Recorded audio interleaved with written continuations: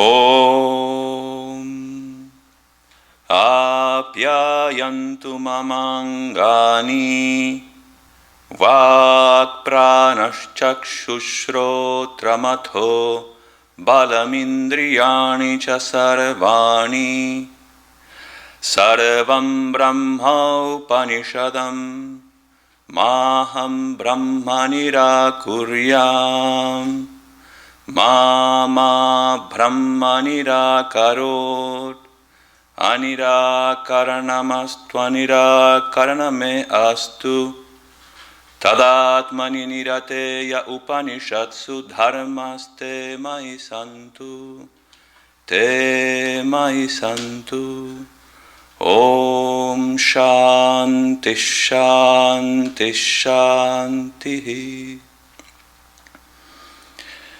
Om, may the different parts of my body, my tongue, prana, eyes, ears, and my strength, and also all the other sense organs be nourished. All indeed is Brahman, as is declared in the Upanishads. May I never deny Brahman. May Brahman never deny me. May there never be denial on the part of Brahman. May there never be denial on my part. May all the virtues described in the Upanishads belong to me, who am devoted to Brahman. Yes, may they belong to me. Om, peace, peace, peace. One of these days, I am going to get help for my procrastination problem. This is very, very close to us, our daily life. Never put off till tomorrow what you can do today. Welcome, everyone. It's a pleasure to be here today. I'm going to talk about discipline and purpose in a spiritual life. I'm going to be emphasizing the need for clarity and determination when it comes to our goal as spiritual practitioners, as well as the reasons why we should have discipline. Discipline is that which keeps us going, right? Daily, with the rising and setting of the sun, days are passing by. Life shortens, and this is happening so fast that the passing of time is not felt. We are unable to be aware that the future is becoming shorter and shorter. We are so busy with our activities, external and internal, that we do not allow ourselves to stand still and appreciate the value of life. The days are rolling by in such a way, and we can't notice that Yama, the king of death, is coming closer and closer. He is reminding us all the time, with life and death, with old age and the suffering of life. Alas, life is running so fast. The whole world is a mental hospital. The whole world is drunk with the wine of delusion. The whole world is a lunatic asylum. A mechanical life, a non-alert life, is delusion. Whenever we think of our spiritual practices, or about our spiritual practices, we call them sadhana, or a scripture study, swadhyaya. We tend to postpone. After I finish this or I finish that, when I get time. We don't fully realize that the foundation of our life should be based on spiritual principles and a clear goal of life. Discipline is such that makes us say now and no later. As long as this body is free from disease and decrepitude, as long as senility is far off, as long as the power of the senses are unaffected and life is not decaying, so long, wise people should put forth mighty exertions for the sake of their supreme good. For when the house is on fire, what avails setting, digging a well for water? There was a great king in ancient India who was once asked a few questions by Dharma. She's the god of the personification of duty and virtue. Child, first answer my questions, and then I will cure your grief and your thirst. What is the road to heaven? Truthfulness, he answered. How does a man find happiness? Through right conduct, he said. What must he subdue in order to escape grief? His mind. When is a man loved? When he is without vanity. Of all the world's wonders, which is the most wonderful? She asked. That no man, though he sees others dying around him, believes that he himself will soon die.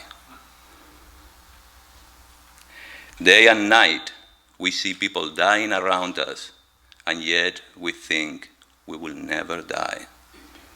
Therefore, when your physical body is reasonably healthy, when our sense organs are reasonably functioning well, we should try to lead a healthy, prosperous, and truthful life based on spiritual principles.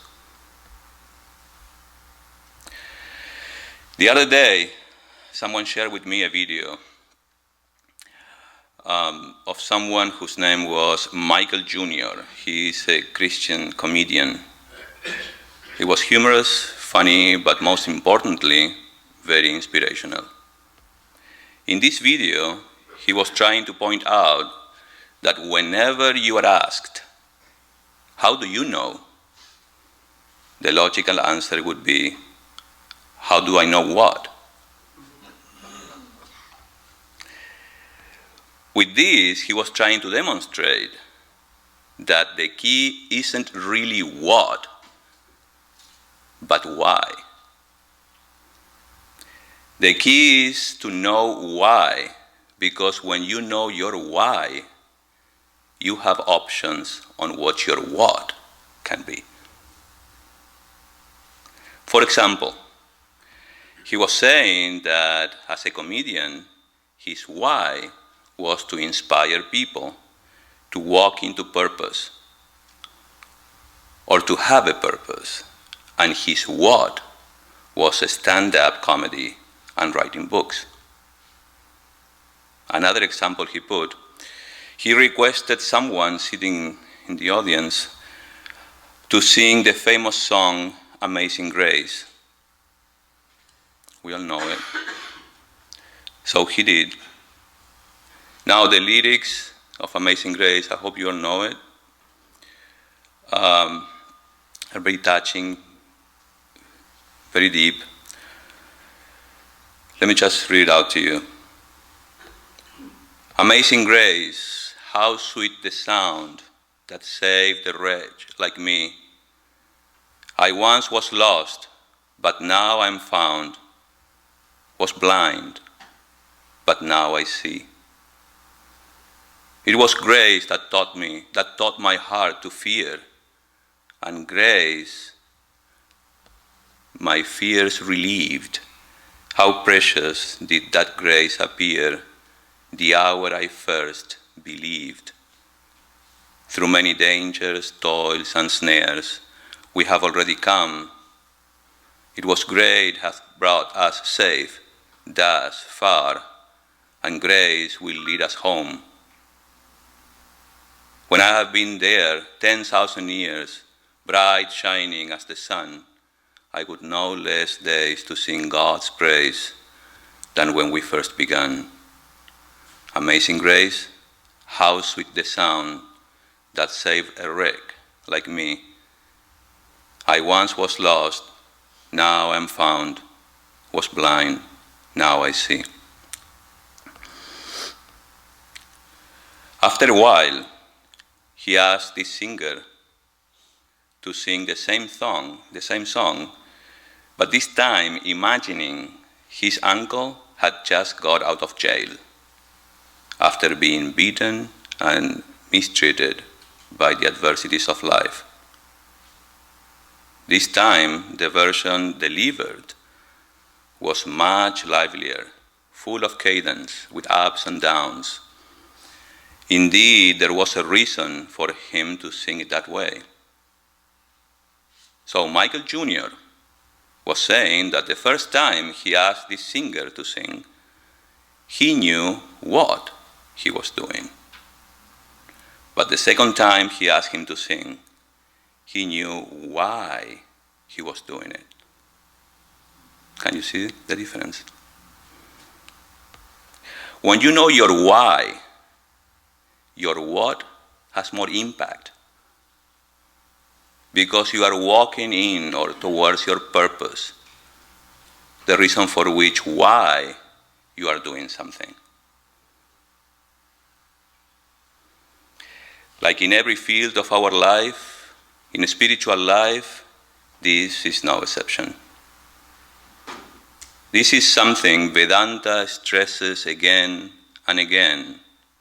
We need to understand our why. Why are we here? When our why is clear, we decide to commit. And a spiritual life is all about commitment.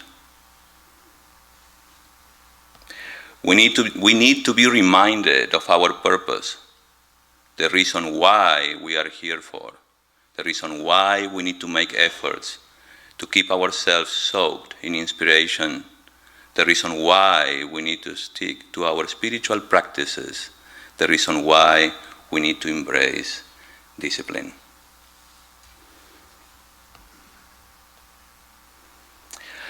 Now, what do we want in our life? What happens to us daily? We are all busy trying to achieve short and long-term goals. We keep ourselves busy trying to fulfill these goals.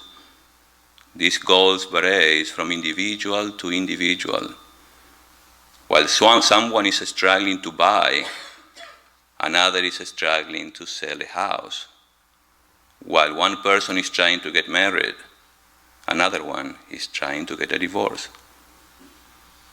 These goals are infinite in number and vary from individual to individual. But there are certain goals which are common to all of us. There are universal and basic goals we all pursue. Let me remind you this. These goals can be classified into three for our convenience. Number one, security. We all want to feel secure. Food and shelter. This is in animals as well as in humans, but in humans it is a bit more sophisticated. We work to pay our insurance. This is a sign of our desire for security. House, a car, a big musician may insure his throat, or a good soccer player his legs.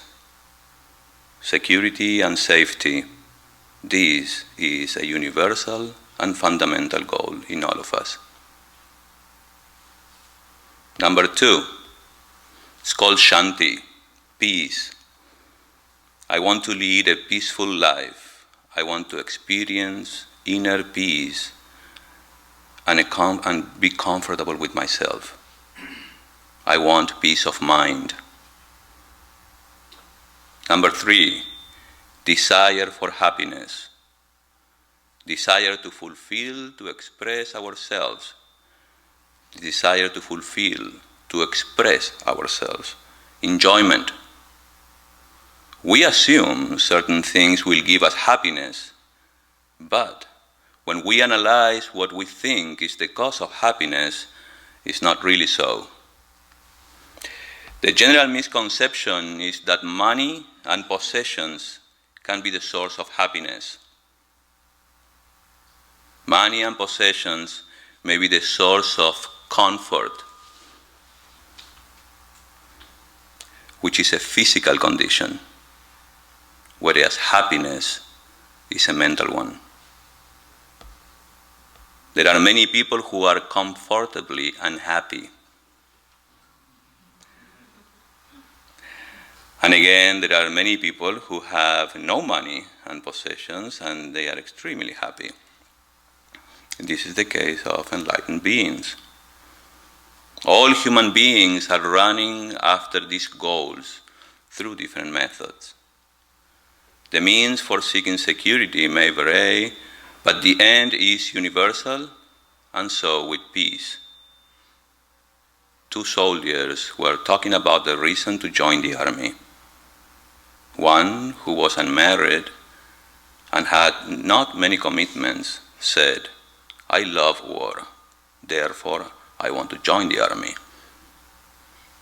The second one said, "I am married with kids. I love peace.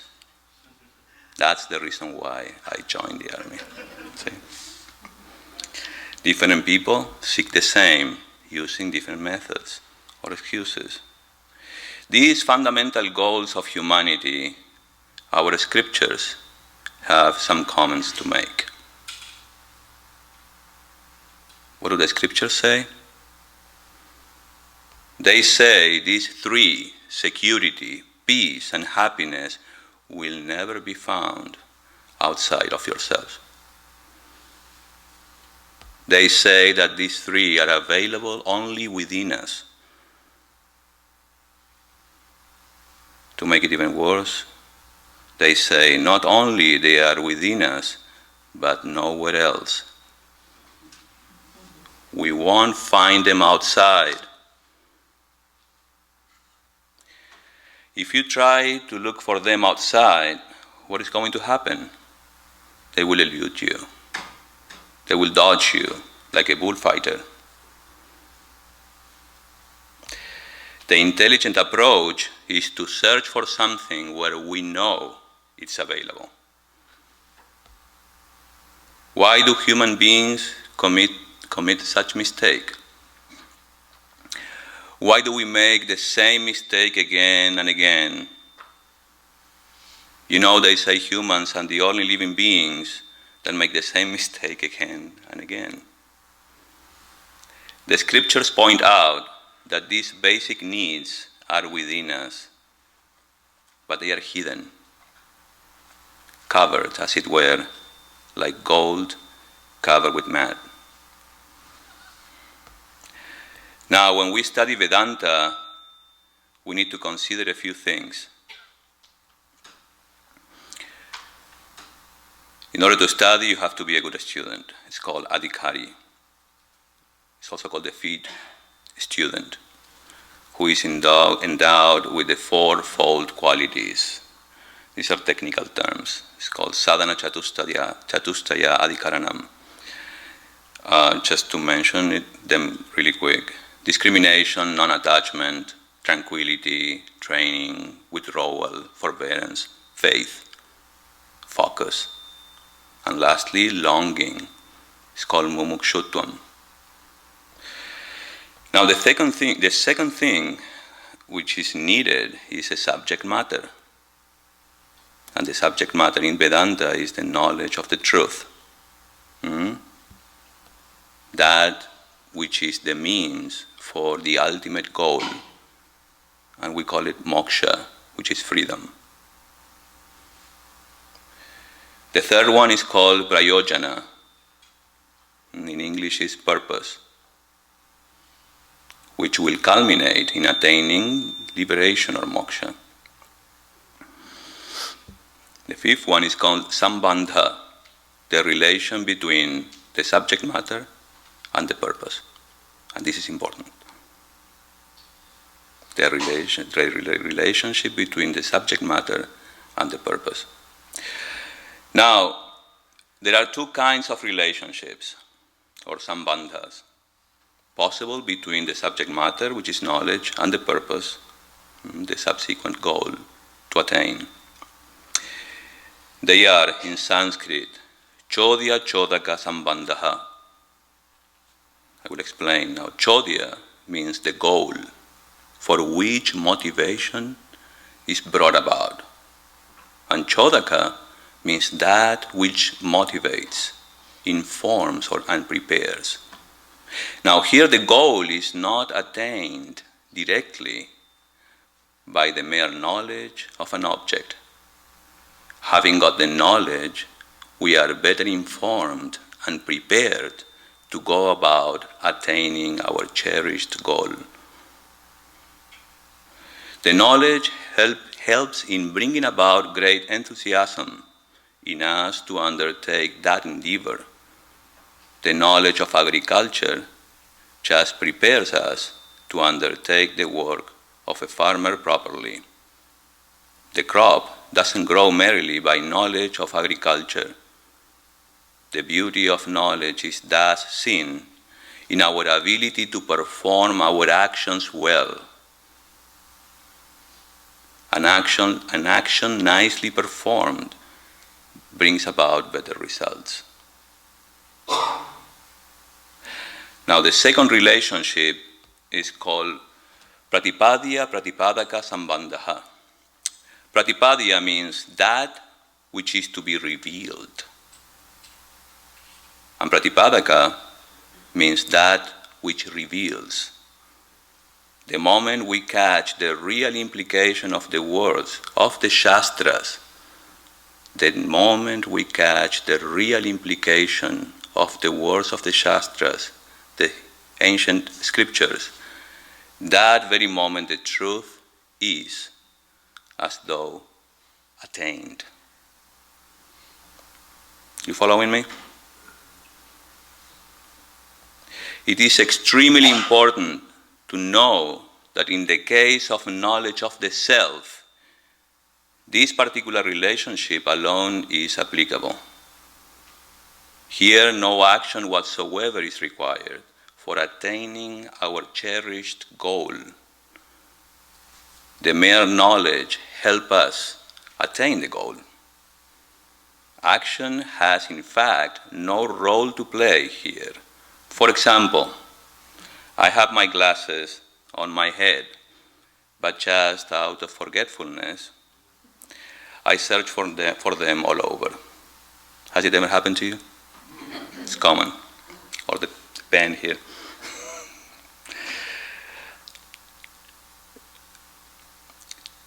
So I search for them all over. Then someone comes and tells me that the glasses are right on my head. This statement brings a knowledge which helps me attain to get my glasses without any action of my part. Just come to know, oh, they are there. Right. If someone thinks that after getting knowledge, one has to perform some action or sadhana, I will repeat, if someone, any one of us, thinks that after getting knowledge has to perform some action or sadhana, spiritual practices, then the knowledge is, in such cases, is being taken to have the first type of relationship with the goal. What do you think our case is?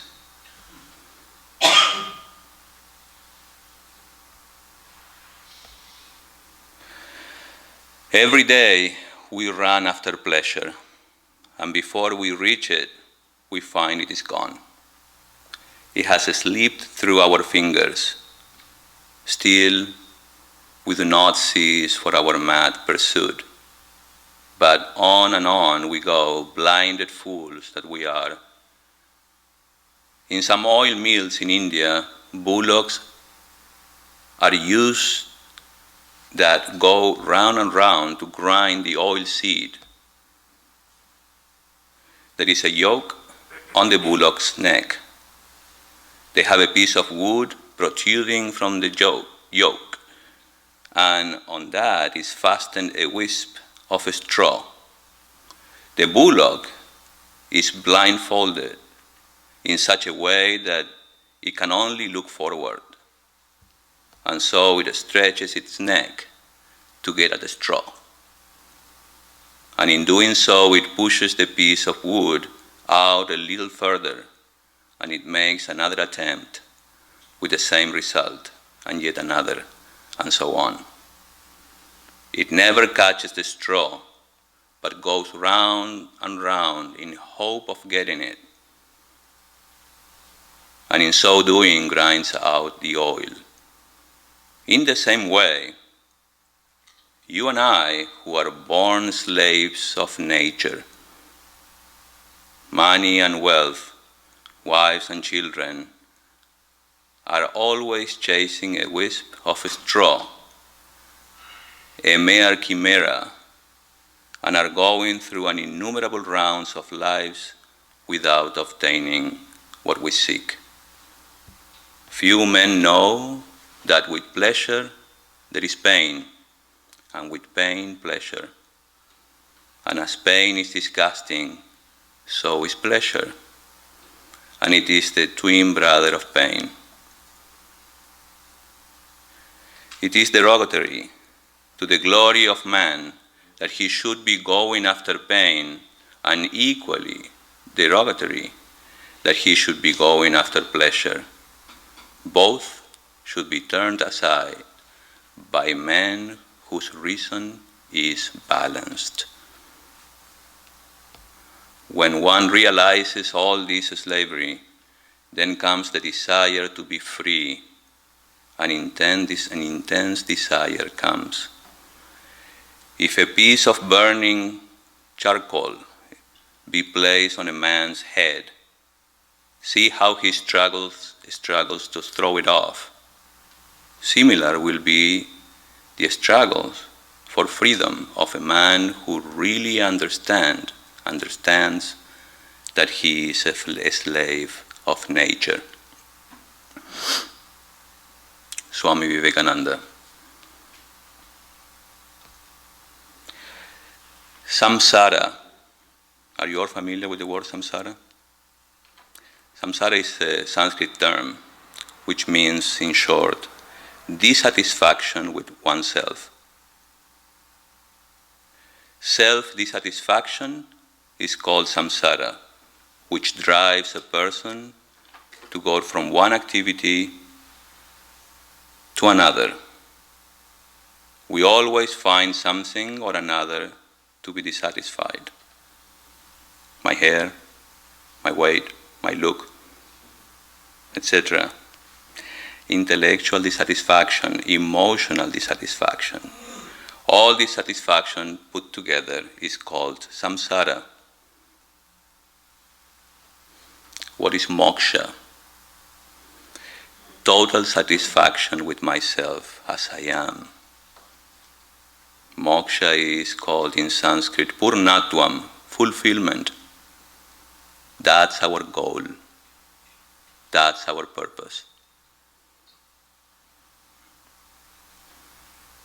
Now, unless among us there are enlightened beings in disguise, which could be possible, we all need to know the goal and have the motivation to go for it. Now we better get to work. I'm not here to give you a class on personal management, but you should know that through discipline comes freedom. The goal of spiritual discipline is the rediscovery of the true identity with the divine reality. Discipline is the bridge between goals and accomplishments. Discipline, the only thing necessary to achieve any goal worth having. Again, what do we want? We want security, peace, and happiness. And we want to get moksha, liberation, full satisfaction with ourselves. We want purnatvam, fulfillment. Can I find this outside myself? The scriptures say, no. You will find just bits of them, and their nature will be limited, dependent, and will bring about misery. The scriptures point out that we need to remove the layers of covering within ourselves. This process is called discovery. What are the layers that cover these three? The grossest is called malam, or impurity. This refers to a variety of mental problems called the sixfold impurities, or enemies, or obstacles to discover our inner joy. These are the first layer of obstacles in discovering our inner joy. Just like the water of the river, when muddy, you cannot see what is underneath. They are, number one, kama, desire, lust; krodha, anger; lobha, greed; moha, delusion; mada, pride, arrogance, vanity; matsarya, envy, jealousy. Thinking about sense objects will attach you to sense objects. Grow attached, and you become addicted. Through your addiction, it turns into anger. Be angry, and you confuse your mind. Confuse your mind, you forget the lesson of experience. Forget the lesson of experience, you lose discrimination. Lose discrimination, and you miss life's only purpose.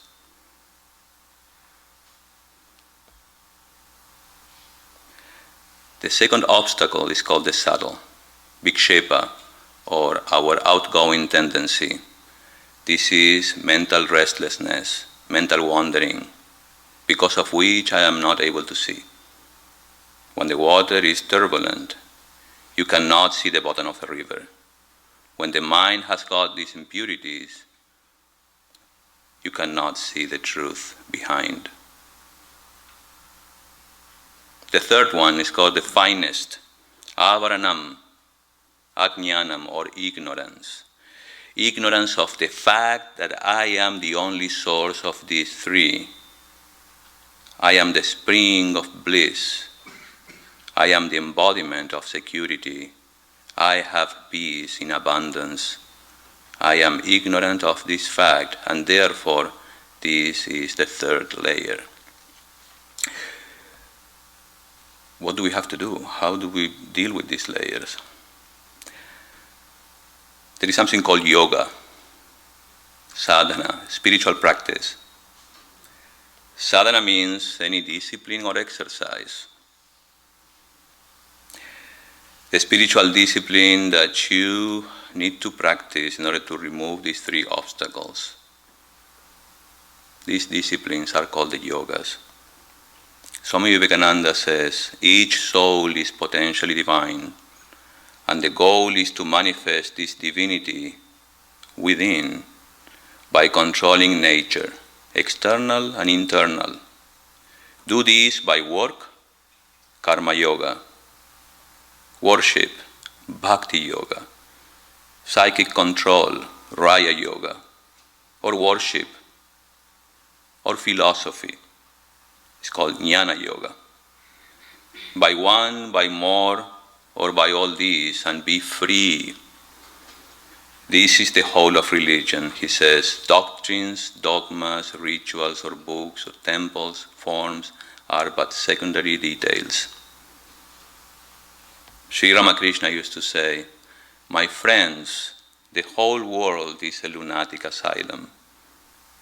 Some are mad after worldly love, some after name, some after fame, some after money, some after salvation and going to heaven. In this big lunatic asylum, I am also mad. I am mad after God. If you are mad after money, I am mad after God. You are mad, so am I. I think my madness is, after all, the best.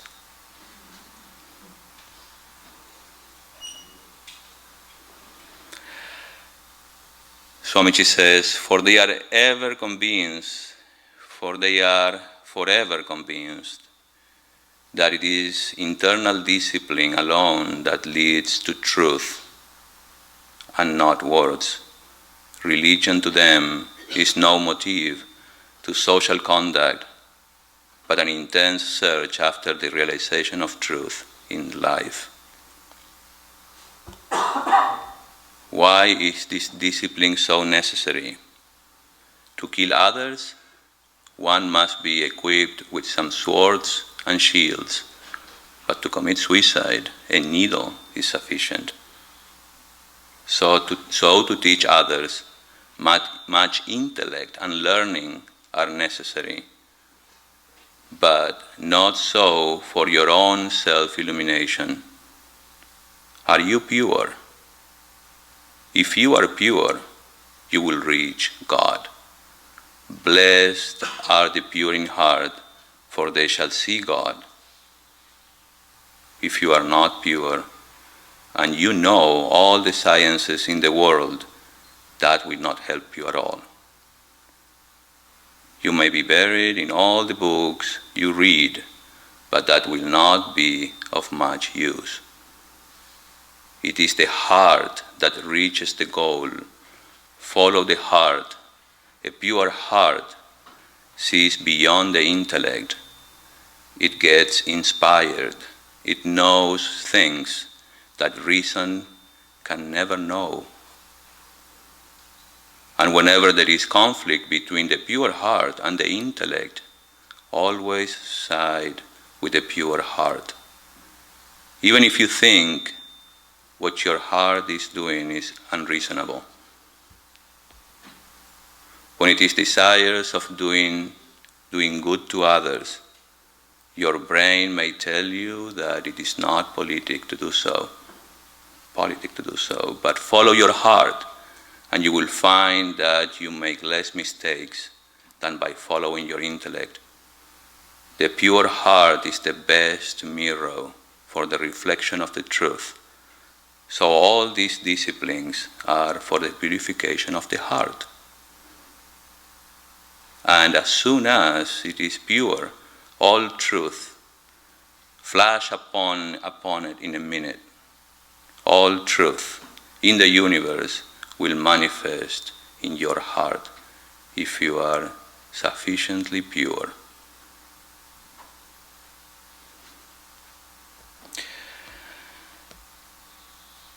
I will have to share with you why I chose this topic today. One day we were together, all the monks gathered in the library reading letters from Swami Dhyanayogananda. And something really caught my attention, and it also matched with something that I had heard before. Someone was asking, a few days before, someone was asking if we had to have discipline in our spiritual life, or we just needed to surrender to God, or we just needed to find someone who would take care of us. And so I understood why, then I thought, why she's so confused? I mean, there is certainly something that we have to do. Maybe it's a little bit of all those combined, right? So when I heard this letter being read by one of our monks here, and it happened here in this library actually, I was suddenly, I was struck by this this clarity, actually, that's the word. So Swami Dhyanayogananda writes this letter to a devotee friend, disciple. He was saying, I will just read the highlights of it. It says, "It is good and extremely important to have longing for God, but it is not good to be impatient. One should consider oneself blessed just to remain thirsting for the Lord. Now, whether your mind becomes calm or not depends on Him. So see the language. It is enough that He is making you practice spiritual disciplines. Pray to the Lord that He may keep you engaged in spiritual pursuits. Sri Ramakrishna used to talk about the hereditary farmer. A hereditary farmer continues to plot the land without caring for drought or rain. He has no other occupation than farming. Likewise, go on chanting God's name and consider I to be blessed. Offer your happiness and misery, peace and restlessness to God. Be content in whatever way He keeps you. Pray to Him so that you can continue your sadhana. Then peace will come automatically. Is God something like spinach or fish in the market that you can buy at a price? Is there any end to sadhana, spiritual practices? Or can anyone attain God through it? See, he's questioning all this. Depending on Him, stay at His door. That will be enough. His grace flows of itself. None can attain Him by practicing breath control or any other spiritual disciplines. The one who has attained God has done so through God's grace. Know it to be a great blessing if God allows you to remain waiting at His door. Spiritual practices means that one should call on God sincerely, uniting the mind and the speech. Never allow any theft in the chamber of your heart. That is enough. He will get the rest done through you if needed. Now later on, he writes back to Dhyanayogananda, and basically he got it all wrong. Then Dhyanayogananda has to write to him back again to explain what he meant in his previous letter, the one I just read to you. He says, I see you could not grasp the purport of my last letter. It was not my intention to tell you that you should not practice any spiritual discipline. What I wanted to tell you is this God cannot be attained through spiritual disciplines. Otherwise, he would be like a market commodity. But except through His grace, this is the conclusion of our scriptures and illumined souls. Now, I hope you are not confused by now. Let me explain. And may you never be proud of your sadhana. Apparently, he was a little proud of his breath control. Surrender yourself fully to Him. Surrender yourself fully to Him. It is needless to be afraid lest you derive from this spiritual path due to restlessness of the mind. Sri Ramakrishna used to say, the more you go towards the east, the further you will be from the west. The more you concentrate on devotional practices, the more worldly feelings will dissipate from your mind. What good is it to invite trouble through imagining that which has not yet come?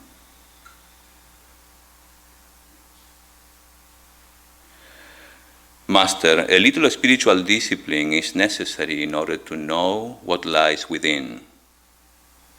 M is one of Sri Ramakrishna's disciples, says, is it necessary to practice a spiritual discipline all through life? Master, no. But one must be up and doing in the beginning. After that, one need not work hard. And then he gives an example. A helmsman stands up and clutches the rudder firmly as long as the boat is passing through waves, storms, high wind, or around the curves of a river. But he relaxes after steering through them. As soon as the boat passes the curves and the helmsman feels a favorable wind, he sits comfortably and just touches the rudder. Next, he prepares to unfurl the sail and gets ready for smoke.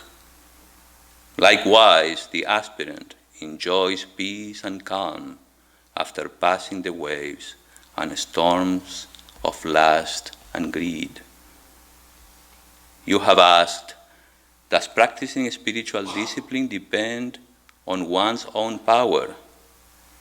My answer is, it is not within one's own power. When one understands this, one finds no other way than self-surrender and grace. You have written incoherently. Be thoughtful. Abhyasa or practice means to attempt to place an idea. Practice, I will say it again, means to attempt to place an idea repeatedly in the mind. This attempt has to be done with faith and love. Unfurling the sail means to go on practicing spiritual disciplines and nothing else. What does this mean? Yes, we should keep in mind our goal as spiritual seekers. We should know that security, peace, and happiness is within us. Knowing that, we should keep on practicing, pray to God, and He will do the rest. It's a combination of knowledge and love, and that's our nature. It is said that we are of the nature of knowledge, existence, and bliss, love, and such should be the attitude when it comes to our spiritual practices and discipline. So never forget the goal of life, never forget your purpose, never forget your why, because that's exactly what is going to keep you going. If you know your why, then your what is also clear. Thank you. Om Purnamadav Purnamidam Purnat Purnamudachyate Purnasya Purnamadaya Purnamevava Shishyate. Om Shanti Shanti Shanti. Om, that is full. This is full. From fullness comes that fullness. Taking fullness from that fullness, fullness indeed remains. Om, peace, peace, peace.